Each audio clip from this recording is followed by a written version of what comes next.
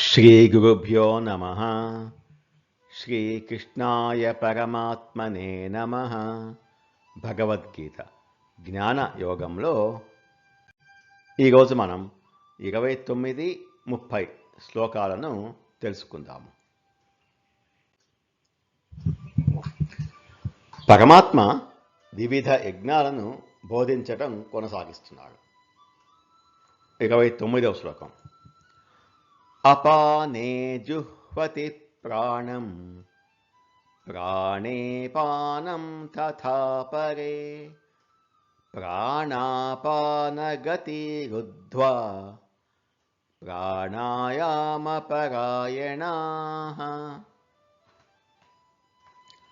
ఈ శ్లోకంలో పరమాత్మ ప్రాణాయామం అనే యజ్ఞం గురించి వివరిస్తున్నారు.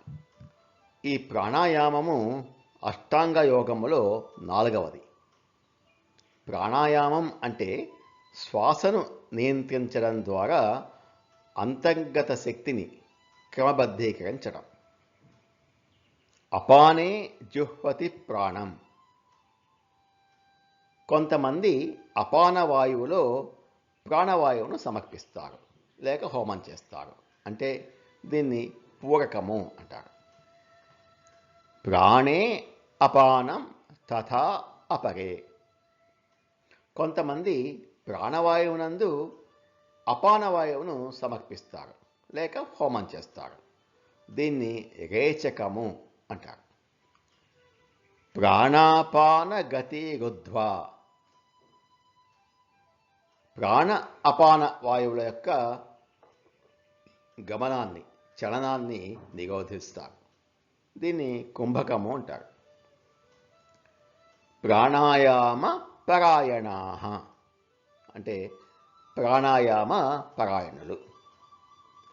పరమాత్మ ఏమంటున్నారంటే, ప్రాణాయామ తత్పరులకు కొందరు యోగులు ప్రాణ అపాన వాయువుల యొక్క గతులను, చలనాన్ని నిరోధించి అపానవాయువులో ప్రాణవాయువును, ప్రాణవాయువులో అపానవాయువును హోమం చేస్తున్నారు అంటున్నారు. శరీరం యొక్క ఆరోగ్యాన్ని కాపాడుకోవటానికి, అలాగే మనస్సు యొక్క చంచలత్వాన్ని ఆపుకోవటానికి, మనస్సును స్థిరంగా నిలుపుకోవటానికి ప్రాణాయామం అవసరం.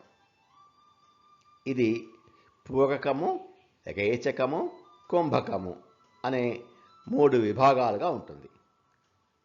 లోపలికి పీల్చుకునే శ్వాస అంటే ప్రాణవాయువును ఉచ్ఛ్వాసము అంటాము కదా, దీన్ని పూరకము అంటారు. బయటికి వదిలే శ్వాసను అంటే అపానవాయువును నిశ్వాసము అంటాం. దీన్ని రేచకము అంటాం. గాలిని లోపలికి పీల్చుకున్న తర్వాత, అలాగే గాలిని బయటికి వదిలిన తర్వాత శ్వాసల యొక్క కదలికను ఆపటాన్ని లేక నిరోధించటాన్ని కుంభకము అంటాం. అపానమునందు ప్రాణమును హోమం చేయట అంటే పూరకం. అపానే జుహ్వతి ప్రాణం, ఇది పూరకం. అలాగే ప్రాణమునందు అపానాన్ని హోమం చేయడం అంటే రేచకం. ప్రాణాపానం జుహ్వతి అంటే రేచకం.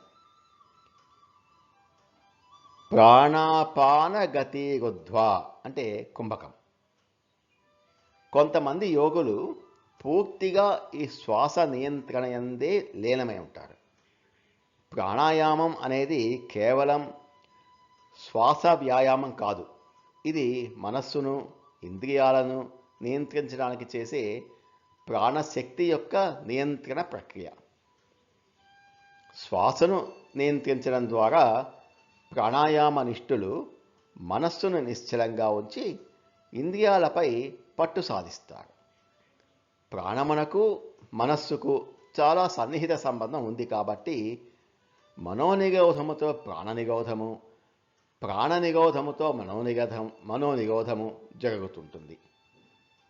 ప్రాణాయామం అనేది యోగ మార్గంలో మనోనిగ్రహము, చిత్తశుద్ధి, తద్వారా ఆధ్యాత్మిక ఉన్నతిని సాధించటానికి ఉపయోగపడే ఒక ముఖ్యమైన సాధనము ఈ ప్రాణాయామం. ఈ ప్రాణాయామాన్ని అనుభవం కలవారి వద్ద, అంటే నిపుణుల దగ్గర పర్యవేక్షణలో చక్కగా నేర్చుకోవాలి. ఈ ప్రాణాయామం కూడా ఒక యజ్ఞము అని పరమాత్మ చెప్తున్నారు. అపానే జుహ్వతి ప్రాణం ప్రాణే పానం తథా పరే ప్రాణాపానగతిరుద్ధ్వా ప్రాణాయామపరాయణాః. 30వ శ్లోకం.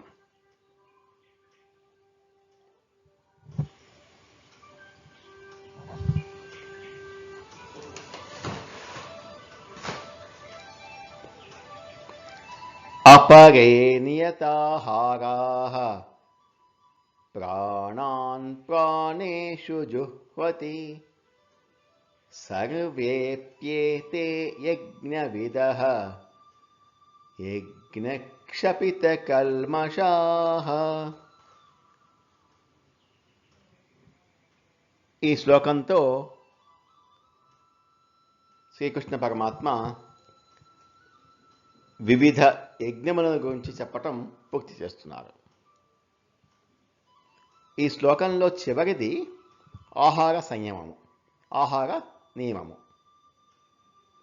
ఈ ఆహార నియమం కూడా ఒక యజ్ఞమే అని చెప్తున్నారు. అపరే నియత ఆహారాః ప్రాణాన్ ప్రాణేషు జుహ్వతి. కొంతమంది యోగులు ఆహారాన్ని నియంత్రించి, అంటే అదుపులో ఉంచుకొని, తమ ప్రాణశక్తి యందు సమర్పిస్తారు, అంటే హోమం చేస్తారు. సర్వే అపి ఏతే యజ్ఞవిదః. వీరందరూ కూడా యజ్ఞం తెలిసినవారు, యజ్ఞక్షపిత కల్మషాః. యజ్ఞాల ద్వారా పాపాలను నశింపచేసుకున్నవారు. ఆహారం అనేది సామాన్యమైన విషయమే కదా అని కొంతమంది అనుకుంటారు. కానీ శ్రీ భగవానుడు ఆహారానికి సముచితమైన స్థానాన్ని ఇచ్చి గౌరవించారు. మోక్షానికి కావలసిన ప్రధాన సాధనాలలో ఆహారాన్ని కూడా చేర్చారు. ఎందుకంటే ఆహారంతోనే మనస్సు ఏర్పడుతుంది. ఆహారం యొక్క స్థూలాంశముతో శరీరము, సూక్ష్మాంశంతో మనస్సు ఏర్పడుతుంది. ఆహారం యొక్క స్వభావమును అనుసరించి మనస్సు శుద్ధిపడుతుంది. ఆహారము సాత్వికంగా ఉంటే దానిని అనుసరించి మనస్సు కూడా సాత్వికంగా ఉంటుంది. ఆహారం ఏ విధంగా ఉండాలి అంటే మితముగా, సాత్వికంగా, న్యాయార్జితంగా, అంటే న్యాయంగా సంపాదించింది. 4వది భగవత్ అర్పితంగా. 5వది నియమిత కాల సేవితంగా, అంటే ఎప్పుడంటే అప్పుడు తింటూ ఉండకుండా ఒక నియమిత కాలంలో తినడం.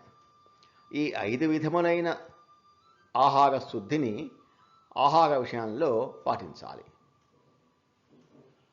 ఇంతకుముందు చెప్పిన 7 శ్లోకాలలో శ్రీ భగవానుడు అనేక విధములైన మోక్ష సాధనముల గురించి తెలియజేశారు. వీటికి యజ్ఞములు అని పేరు పెట్టారు.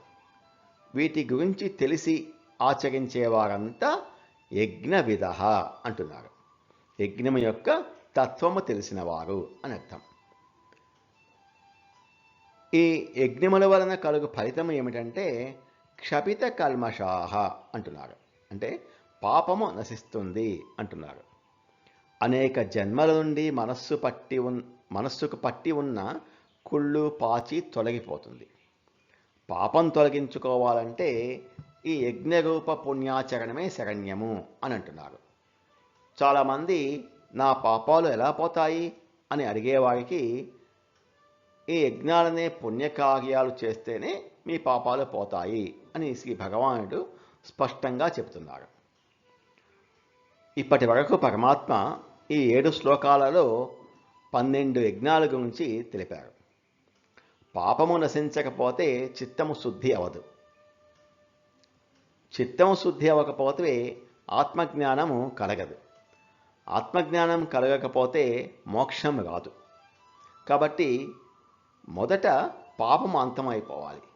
దానికోసం పైన చెప్పిన 12 యజ్ఞాలలో అన్నింటిని కానీ లేక కొన్నింటిని కానీ లేక కనీసము ఒక్కటి అయినా ముముక్షువు తప్పక ఆచరించాలి. బంధ విముక్తికి వేరే మార్గము లేదు అంటున్నారు శ్రీకృష్ణ పరమాత్మ. అపరే నియతాహారాః ప్రాణాన్ ప్రాణేషు జుహ్వతి సర్వేప్యేతే యజ్ఞవిదః యజ్ఞక్షపితకల్మషాః. ఆహారాన్ని నియంత్రించి అదుపులో ఉంచుకొని ప్రాణశక్తి యందు హోమం చేస్తారు. వీరందరూ కూడా యజ్ఞం తెలిసినవారు. యజ్ఞాల ద్వారా పాపం నశింపచేసుకుంటున్నారు అని అంటున్నారు శ్రీకృష్ణ పరమాత్మ. నమో భగవతే వాసుదేవాయ. ఏతత్ ఫలం శ్రీకృష్ణార్పణమస్తు. స్వస్తి.